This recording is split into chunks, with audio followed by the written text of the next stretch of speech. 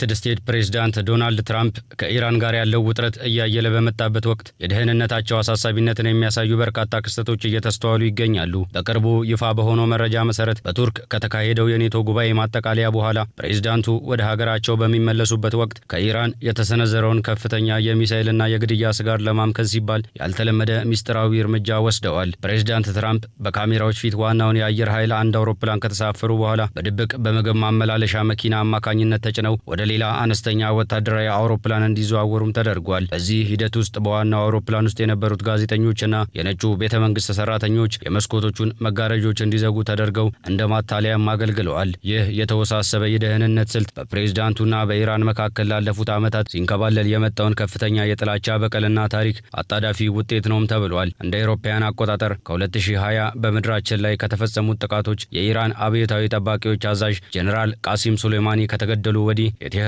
መሪዎች ከአሜሪካ ባለስልጣናት ላይ አጸፋዊ እርምጃ እንደሚወስዱም ተደጋጋሚ ዛቻዎችን ሲሰነዝሩ ቆይተዋል። በተጨማሪም የአሜሪካ ፍትህ ሚኒስትር እንደ ፉርሃድ ሻኪሪና አሲፍ መርሻን ያሉ በኢራን የተቀጠሩ ግለሰቦችን በፕሬዝዳንት ትራምፕ ላይ የግድያ ሴራ ሲያደራጁ እንደነበር ይፋ ማድረጋቸው ስጋቱ በተግባር የተደገፈ መሆኑን ያሳያል። የነጩ ቤተመንግስት ኮሚኒኬሽን ዳይሬክተር ስቲቭ ቼንግ በበኩላቸው አሜሪካን የሚቃወሙ አካላት የሚያሰሙትን ዛቻ ለመመከት ማናቸውንም የደህንነት ስልቶችና መሳሪያዎችን መጠቀም እንደሚጠበቅባቸው አስታውቀዋል። በቱርክ አየር ማረፊያ የተካሄደው ሚስጥራዊ የደህንነት ስጋት እንቅስቃሴ የአሜሪካን የውጭ ፖሊሲ፣ የደህንነት ስጋትና የፕሬዝዳንቱን የግል ደህንነት ጥበቃ ምን ያህል የተሳሰሩ መሆናቸውን ያሳያል። ፕሬዝዳንት ትራምፕ በይፋዊ መድረኮች ጥንካሬንና የማይበገሪነትን ቢያንጸባርቁም ከትዕይንቱ በስተጀርባ የሚወሰዱ እጅግ ጥብቅ የጥበቃ እርምጃዎች ከኢራን ጋር ያለውን ግጭት በፖለቲካዊ ሆነ በግላዊ ደረጃ ገና ያልተቋጨ ረጅም ጥላ ያረፈበት አደገኛ ምዕራፍ ውስጥ እንደሚገኝም አረጋግጠዋል። ይህ በእንዲህ እንዳለ የነጩ ቤተመንግስት ኮሚኒኬሽን ዳይሬክተር ስቲቭ ቼንግ በሰጡት መግለጫ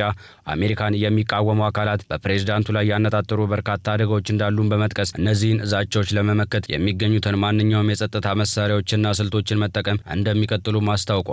ከኢራን ጋር ያለው ውጥረትና የቃላት ጦርነት አሁንም በከፍተኛ ደረጃ በቀጠለበት በዚህ ወቅት የፕሬዝዳንቱ የግል ደህንነት ጥበቃ ከመቼውም ጊዜ በላይ ጥብቅ እንዲደረግም ተደርጓል።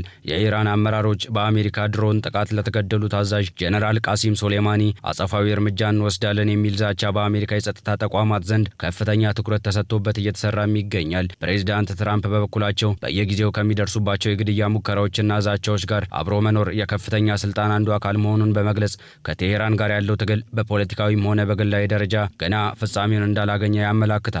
የመንግስት የጸጥታ ባለሙያዎች ፕሬዝዳንቱ ወደ አደገኛ ቀጠናዎች በሚጓዙበት ወቅት እንዲህ አይነት ጥንቃቄዎችን መውሰዳቸው ያልተለመደ እንዳልሆነም ይናገራሉ። የቀድሞ ፕሬዝዳንቶችም ወደ አፍጋኒስታን፣ ኢራቅ እና ዩክሬን በሚጓዙበት ወቅት በሚስጥር መጓዛቸው የሚታወስ ቢሆንም አሁን የተከሰተው ሁኔታ ግን ከቀደሙት ልዩ ያደርገዋል። ፕሬዝዳንት ትራምፕ ከኢራን የሚሰነዘረውን ስጋት ለመሸሽ በምግብ ማመላለሻ መኪና ውስጥ ተደብቀዋል የሚለው መረጃ ጥንካሬያቸውንና የኢራን ወታደራዊ አቅም መዳከምን በየጊዜው ከሚሰብኩት የፖለቲካ ገጻቸው ጋር ይጋጫል። ፕሬዝዳንቱ በይፋዊ መድረኮች ላይ ጠላትን መዳከሙን ቢናገሩም በዙሪያቸው የሚታየው ጥንቃቄና ሚስጥራዊነት ከኢራን የሚቃጣውን አደጋ ለመከላከል የተወሰደ አስፈላጊ እርምጃ መሆኑን ያሳያል። የመጀመሪያ የስልጣን ዘመናቸው የኢራን አብዮታዊ ጠባቂዎች አዛዥ ቃሲም ሱሌማኒ ከተገደሉ ጊዜ ጀምሮ የቴሄራን መሪዎች ለአሜሪካ ፕሬዝዳንትና ከፍተኛ ባለስልጣናት አጸፋዊ እርምጃ እንደሚወስዱ ቃል ገብተውም ነበር። ባለፉት ዓመታት የተከሰቱት እንደ አሲፍ መርሻንና ፉርሃድ ሻኪሪ ያሉ በኢራን የተቀጠሩ ግለሰቦች መታሰርና የከሸፉ የግድያ ሴራዎች የኢራን ዛቻዎች ከከባድ ማስፈራሪያ የዘለሉ መሆናቸውን አረጋግጠዋል። ፕሬዝዳንቱ በበኩላቸው ዛቻዎቹ ቢበዙም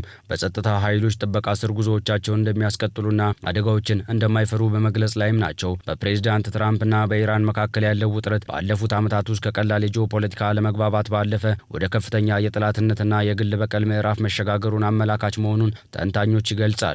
ፕሬዝዳንቱ በምርጫ ዘመናቸውም ሆነ በስልጣን ላይ በቆዩባቸው ጊዜያት ያጋጠሟቸው የግድያ ሙከራዎች ከሀገር ውስጥ ጽንፈኞች ባለፈ የውጭ ጠላቶችን በተለይም የኢራን የስለላ መረብ እጅ አለበት የሚሉ ጥርጣሬዎችንም አጠናክረዋል። የትራምፕ አስተዳደር በኢራን የኒኩሌር ተቋማትና ማዕቀቦች ላይ የወሰደውም እርምጃ የቴሄራንን ወታደራዊ አቅም በእጅጉ ማዳከሙ ቢነገርም የፖለቲካና የጸጥታ ተንታኞች ግን የጠላትነት ስሜት አብቅቷል ብለው አያምኑም። ፕሬዝዳንቱ የራሳቸውን ደህንነት ለመጠበቅ የሚወስዷቸው እጅግ ጥብቅ የሆኑ ሚስጥራዊ እርምጃዎች ልክ እንደ ቱርክ ጉዞና የምግብ ማመላለሻ መኪና ድብቅ ዝውውር አደጋው እጅግ ከፍተኛ መሆኑን ያመላክታል። በመጨረሻም ይህ አጠቃላይ ክስተት የአሜሪካን ፕሬዝዳንታዊ ደህንነትና ከውጭ ሀገራት ጋር የሚኖረውን ግንኙነት የሚመረምር አዲስ ምዕራፍን ከፍቷል።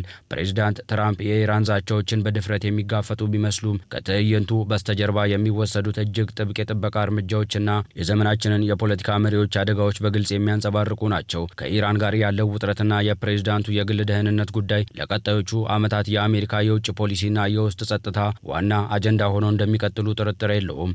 ጦርነቱ በወታደራዊ ደረጃ ሊቀጥል ይችላል።